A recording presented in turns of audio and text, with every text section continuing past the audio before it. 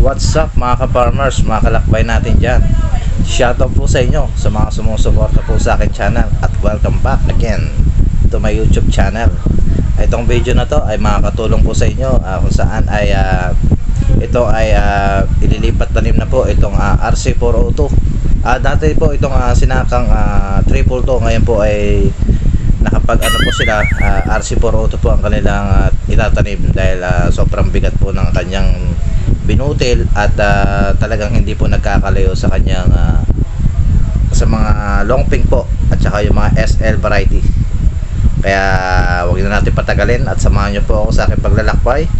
At kung napadaan ka na naman sa aking YouTube channel, i-subscribe mo na yan itong notification bell para lagi kang updated sa mga bagong upload sa videos natin. Kaya tara, samahan nyo ako dito sa aking paglalakbay dito sa Lakbay Farm Vlog.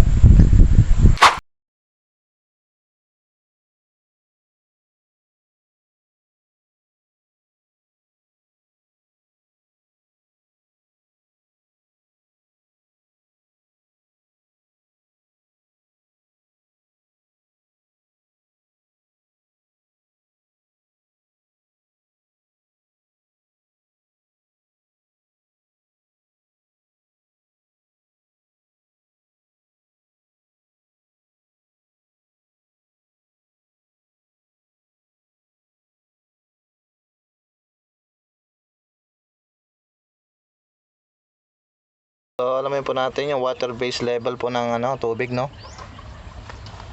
dito sa lupa bago po ilipat tanim So ayan po, sinisimulan na po nilang sabugan ng fertilizer. A few moments. Yeah, magandang umaga mga ka-farmers. So ngayon sinisimulan na po ang lipat tanim po dito sa sinundan po na 342 po dito sa aming lugar Ayan po. Lipat tanim na po ito. Yan. So water base level konti lang po, sapat lang. Hindi po masyadong madami, hindi po masyadong kokonti. So sakto lamang po. So ayan po tinatransfer na po niya yung mga patanim. Ito po ay RC402 po mga ka-farmers. So tingnan niyo po So punta tayo rito. Yan. Ayan po kung talagang napakaganda na kanilang mga napakaganda na kanilang mga tanim, kanilang pagtatanim mga ka-farmers. Tingnan nyo po. So talagang walang mga laktaw. So kahapon na-spray na po ito ng fertilizer para hindi na po sa after 15 days 18 days hindi na po nila, pag nakatanim hindi na po nila sasabugan ng fertilizer po. Pwede po yung before basal, pwede na po nilang yan po, yung ganyan po. Pwede po nilang lagyan ng fertilizer. Kahit po may mga insekto, sama na po nila doon. So yan po. Yan. Yan. So yan po.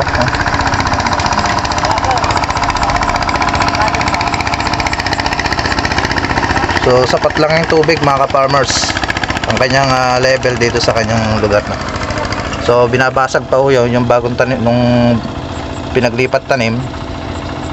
Tatamnan pa nila ng yon para po lahat matamnan. At sayang naman din po mga ka-farmers pag hindi natamnan yon, baka ilang kaban pa po yun yan Kuya, shoutout shoutout. Ayan tingnan nyo So tingnan nyo po yung pagtatanim niya Talagang napakabilis.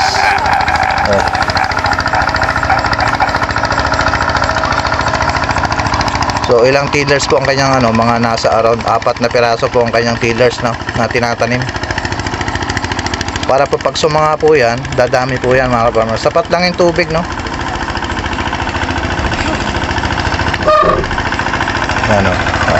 Isang hektarya po ito mga ka-farmers. Ayan kung titignan nyo, isang hektarya yan. So may natira pa, kaya para po dyan yan. Okay, lipat tanim 25 days po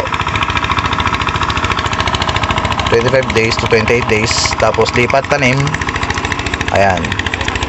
So hihintayin na po nito, hihintayin po nila rito yung ano, ika 45 days para po sa second ano, para do sa top dress.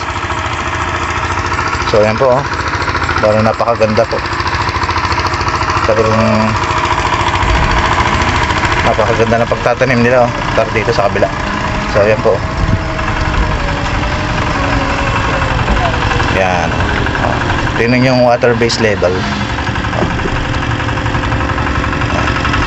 Konti para kasi dry season ngayon, mabilis maubos ang tubig o matuyot, kaya pagka yung kuhol hindi na makakaakyat po dyan o makakakain ng kanyang palay, no?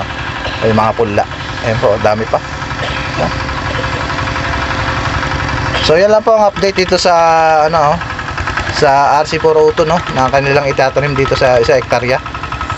So yan po, magandang umaga po uli at shoutout po sa inyo sa mga sumusuporta po sa akin channel, no. At kung bago ka lang dito sa aking YouTube channel, huwag mo kalimutan mag-subscribe, pahit na rin ang notification bell para lagi kang updated sa mga bagong uploads at videos ko dito sa aking ina-upload dito po sa aking paglalakbay. Yan po, magandang umaga po muli at maraming salamat po sa inyo. God bless.